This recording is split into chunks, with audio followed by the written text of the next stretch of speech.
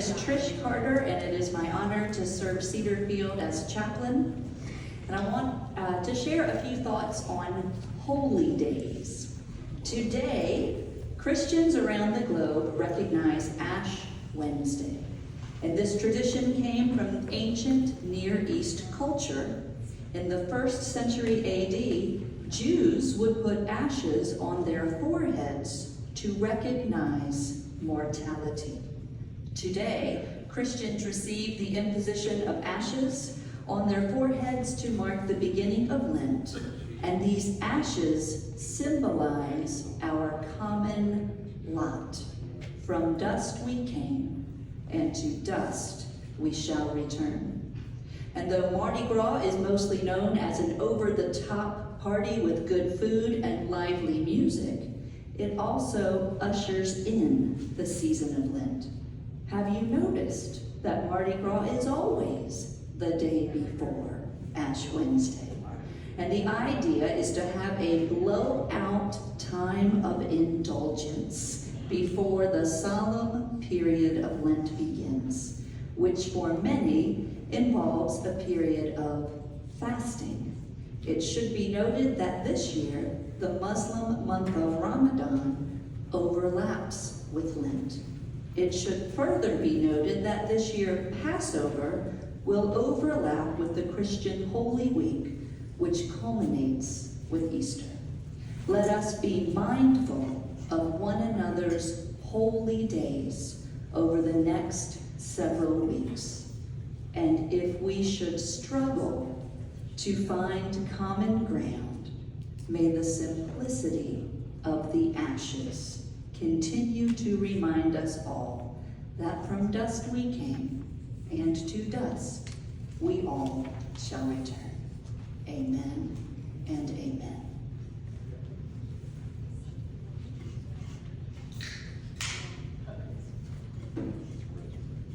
Good afternoon, everybody. Good afternoon. Happy Wednesday. Who remembers this song? It's a beautiful day in our neighborhood. Not so much the case today, so thank you even more for getting to this meeting because the weather really hasn't cooperated with us. We start off our meetings with good news, and I am going to ask Neil, since he arrived late to the meeting, to be our good news collector. So let's make him run around a lot. Who has good news? Good news, come on everybody. Ah, there we have some good news.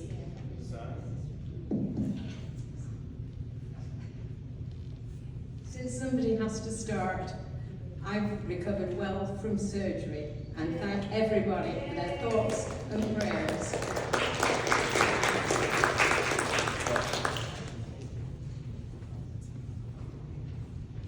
I am going to have my 5th great-grandchild on May 1st.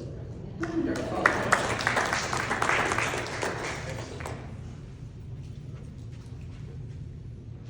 My sister is moving to Cedar Field from Asheville, North Carolina. And she's gonna live next door to me on the evening, 3rd floor.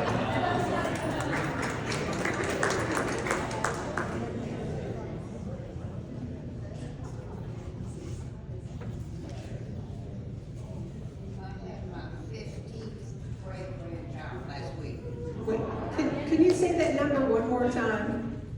15. 15th great-grandchild. Wonderful.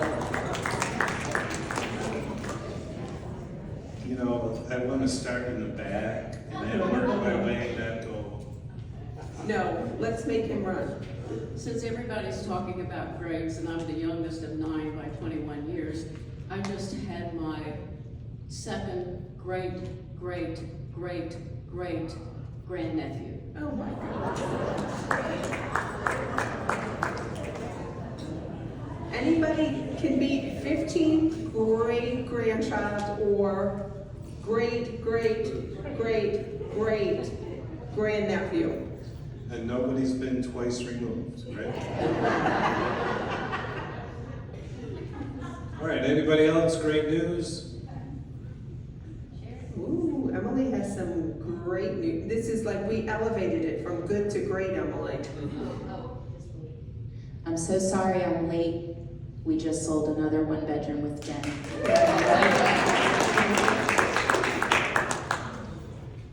All right, thank you. Thank you. Guess what, Emily? You're next.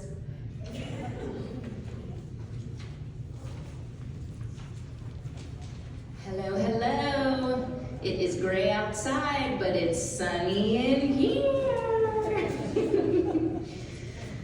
All right, I just have to get my computer up. I tried printing something for reference. Just a second here. Okay. Well, we have had an extremely exciting month. Just to get us sort of caught up, you may recall that, hold on, technology, okay, maybe not, all right, here we go, all right. So for February, we welcomed 3 new residents. We have Beverly Jeanette in apartment 402 on the main hall, Judy Gill in apartment 284 in D Wing, and John Bander in 201, also on the main hall. We have 1 scheduled move-in for this month, also on the main hall in apartment 406. That's Larry and Louise Gervin.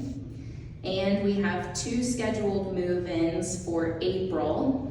That's George and Jenny Budd, who are taking a cottage on the lane, and Fred Worth, who is joining us in B Wing in apartment 259. In process, this is the exciting part, in process over the last month and a half, I guess, Logan and I are very thrilled to say that at this time we have 20 reserved residences who will all be moving, well, assuming that they pass our medical assessment and are financially qualified to move here. We have the potential of welcoming 20 new families to Cedarfield in the month of May. So that is 4 cottages that have been reserved, 8 2-bedrooms, and 7 1-bedrooms or 1-bedrooms with dens.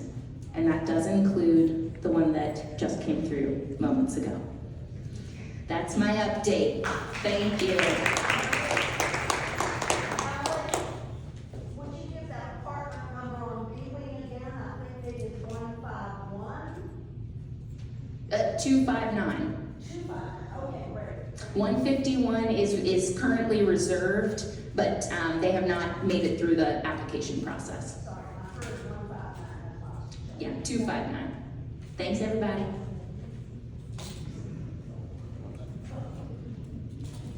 Thank you, Emily, and to Logan, and to everybody, because marketing is everybody's job. Next up, we have Brittany. She is. And Lori.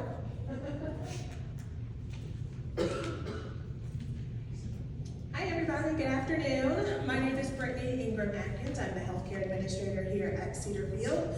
I have 2 very, very exciting things to share today. So the first, I'm gonna put Susan on the spot real quick. Susan, stand up. Susan is my new clinical leader for Poppy Place, so our short-term temporary household in healthcare. Welcome, Susan. Thank you. All right, the second thing that I want to share is over the last almost year or so, the health services team and I have been working on a proposal to submit to some of you that are involved in the Innovation Fund, and it's called the MedMiser Active Care Bed Proposal. And what that means is for our Poppy Place household, it will bring a new active care bed to the household that will not only lift residents, but it will turn them to the almost seated or standing position, excuse me. So for our residents that are temporarily on health care, it will help them with bed mobility and transfers and help the resident, but also help our team members as well. So I got that approval last week, and I think I told Betsy I almost screamed a little bit at my computer. I was so excited. So we are in the process of working with MedMiser so we can get that bed here on campus and we can train our teams, but also show you guys who may be interested in seeing what it does and how it will improve the lives of our residents and our team members. So thank you very much to the Innovation Fund. Good afternoon as well. I'm Lauren Burnett, the Assisted Living Administrator, and I'm here to actually share some numbers with you that I've heard has had some interest. Since we last talked in Town Hall about the GI bug and outbreak that was going on at Cedarfield, that has all resolved, which is definitely great news, but just came with a little bit of information on how it impacted different levels of care here at Cedarfield. So between kind of the end of January up till maybe middle February when we were going through this outbreak, it ultimately impacted 24 residents in assisted living, 9 in the memory care household, 4 in healthcare, and 12 in independent living. So ultimately it did impact all different levels of care, but we have made it past that outbreak, working with the Department of Health with all of their recommendations to stop spread. We successfully did that. So across campus right now, we are free of norovirus, COVID, and flu. So we definitely want to continue on that trend and stay happy and healthy. So that is my good news to share today. Thank you all.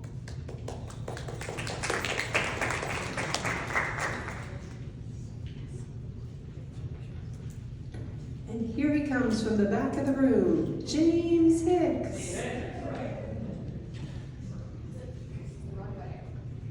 So it reminds me, and I don't know if any of you remember, do any of you have kids or grandkids or great-grandkids who used to watch professional wrestling? So I will admit that when my son was young, he went through a phase and he really liked professional wrestling. And if you haven't watched professional wrestling, each wrestler has their own theme song. And when that music comes on, we know that that wrestler is coming out to the ring. So when Noah was about 8, we had a theme song for him. It was called Dynamite. James, what would your theme song be? Okay, we'll come back to you. But in the meantime, here's James Hicks.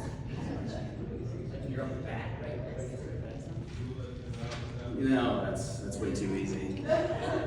Bonjour, je m'appelle James. Yep. Bonjour, okay. All right, I'm James Hicks. I'm in charge of the facilities around here. I'm sorry about the rain. We fared okay though. We had a couple of doors that had a little water shoved under them, and I think a couple windows got wet, but overall I think we fared okay. Thank you for your patience on that. All right, just want to get right into it. A couple of reminders. This is a great audience to talk about things we all know about but kind of forget about. We talk about plumbing, and the team does a pretty good job of keeping things flowing in the right direction, which is down usually, but sometimes we have them come back up, and unfortunately there's usually things in that water that don't look familiar anymore. So let me just get right to it. We're talking about plumbing do's and don'ts, right? So there's these things called flushable wipes. It's kind of an oxymoron because they say flushable, but we'd rather you don't flush them. Unfortunately, it takes a lot of water to get them to go down and keep on going. And sometimes if you're on an area of the building where it requires a lot of, I don't know, time and effort to get that thing down that pipe and all the way out to the sanitary sewer, it requires a lot of water. So those things don't make it. And then sometimes things bump into those because they're sitting there waiting on something else to hit behind it. Next thing you know, it's a backup. So I just ask you, if you have to use them, stick them in the trash can for me. It would save a lot of headache and a lot of money too. Sometimes we have to bring professional plumbers in and take fixtures off and run snakes down and so on and so forth. The other thing I wanted to ask you to look forward to is just if you're using incinerators or your garbage disposal, there's like some do's and don'ts on that, right? So don't send hot grease down the sink drain into the garbage disposal because when it cools, it clogs. Don't use hot water for grinding up the stuff because it'll actually, it emulsifies it and makes it worse as well. The water that you're using to grind the food waste, make sure it's cool if it can be, and that will help as well. Don't grind extremely fibrous materials like corn husks and celery sticks and onion skins or artichokes. I love artichokes. Fibers from those materials can tangle and cause a clogged garbage disposal. The fibrous materials then can jam the disposal motor and potentially burn it up. Don't attempt to wash eggshells or coffee grounds or large pieces of chicken or your dog down the drain, please. If they're big enough, please just put them in the trash can. Get them out. It may stink, but it's better than putting it down the sink. Do, though, keep your garbage disposal clean. Run your garbage disposal regularly. Even if you don't use it, there's water that sits down at the bottom of it. Flow some water down and kick it out once in a while. Only send small food scraps down to disposal and clean it once in a while. They make those little pods you can throw in there and they make kind of a neat noise and they swirl around and it smells like lemons. It's better than what the alternative is. All right, enough of that. Hallway renovations. I'm kind of excited about it. IL looks pretty nice, it's bright, it's a little happier with that old wallpaper being removed, and it's kind of a step in the right direction. So we're kind of ending phase one-ish. Phase one would include the removal of the wallpaper, the prepping and the painting of the walls, potentially the trim, and then looking at new light fixtures, and then finally carpet. So I don't have a lot of dates on exactly when all that's going to come together, but we are gently working through removing the wallpaper. So when the first floor is finished in about a week and a half, we'll move to the second floor, and then the third floor, and then the fourth floor. Thank you for your patience on that. This is a new vendor that I've tried out, and they're not as neat and tidy as some of the other ones, but as I remind them to kind of make sure they use drop cloths and clean up after themselves and not leave things on the floor to trip over, they have been getting better. So again, I appreciate your patience with that. The other thing is the pool maintenance is going to be occurring, and I know, bummer, we're going to be draining the water out of it on Sunday, so please don't try to dive into that thing on Sunday. It's going to be empty. We're going to have her shut down probably all week, and I confirmed with Scott that we'll start filling the pool immediately after they completely clean it, and we may be operational by Saturday morning. Fingers crossed. That also includes a new lane divider too, so if you guys are swimming lanes or using that lap pool, we should have a brand new one strung in there during the same period of time. I do get questions about what's the deal with all the wires hanging out, why are the intercoms not working yet, specifically at Parkview. I think there's like a total of 6 different locations for that intercom. When you have visitors and it doesn't work, man, I was so excited. I was gonna say, hey, it's working today, but it's not. Because they decided now the system that they had tested was not really the best system for us. So instead of telephony, we're gonna use Butterfly. Sounds like it's light and happy, and it is. The interface is larger, and it's going to be more like a Microsoft. It's more intuitive. It's going to be better in every single way, but it's going to take us about 3 or 4 weeks to get it installed. Downside to the best, right? So again, thanks for your patience on that. And as we get closer to those things, you'll see the one at Parkview first. Once Parkview's tested for a few days or even up to a week, make sure we work the kinks out of it. We'll then thereby continue installing the rest of them. And it looks like the last thing on here is work orders. We love it when you call stuff in. Call it in. Your neighbor may call it in, you may call it in, maybe redundancy, that's okay, but please call Darlene at 8806. It's helpful if you call her. I don't mind you calling me, but it really gets it done quicker, more efficiently, more effectively if you call Darlene first. If Darlene is not doing what you need her to do, or maybe you think it's taking too long, call Darlene again. Yeah. Again, I'd say call me, but I'm in the middle of a lot right now, so if you can't get what you need, always feel free to call me. I just rather try to run it through the more efficient method to make sure it's in the system. I thank you for your time, and again, garbage disposal safety. Use it. What? I think we're gonna wait to the end for questions, but go ahead. I appreciate the work you're doing to take down the wallpaper. It looks very sterile when it's gone. Is there anything, are you going to paint pastels, get photographs from the photography club to liven up the hallway? Yeah, it's a blank canvas right now. Go ahead. So, very good question. We have taken down wallpaper. The walls are pretty much white or close to white. The question is, are we going to do anything? The answer is absolutely yes. We will be working with the Fresh Eyes Committee with next year's budget, which will start on June 1st, to renovate all of independent living hallways, including new artwork, some new furniture, and new carpet. So that should make people happy. It made me happy. Okay, Neil.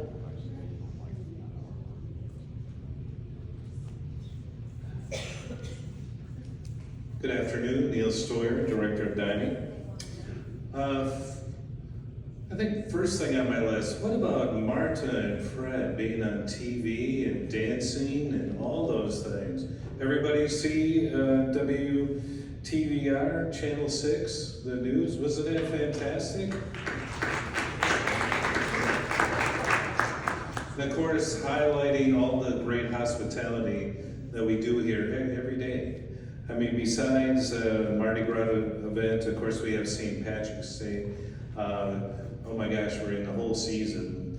Easter, Mother's Day, all these special events. Steve, every time he starts talking, I go, okay, that's a lot. So keep them coming. We are enjoying serving you all and providing everything that you can. More parties, woohoo. As Emily would say, right? Woohoo, okay. We're, of course, and with parties too, we're waiting on some nice weather because we want to take, now that the fellowship hall has been renovated last year, remember, we trying to cram everything in all these different places, and the clubhouse wasn't ready as well. Well, now that we have this going and we got a beautiful patio, we're looking forward to some events out there too. I got a big event here on March 19th and 20th, Leading Age, if you've seen that. So leadership all around Virginia is going to come right here. So it'll be great, a couple of days to show off the great venue that we have. One last thing to discuss, scooter safety awareness. In our dining rooms and down in the cafe and down in assisted living and other areas, things can be a little bit tight. We've had instances of people getting bumped, scooters running into walls. Somebody ran into our flag that's by the hostess station. So just being cautious, slow it down, say excuse me, other things that can we really make it safe for all of us. My team in Main Dining is really focused on getting you to your table in a timely manner and parking your scooter and bringing it back to you when your meal is done. Thank you very much for your time.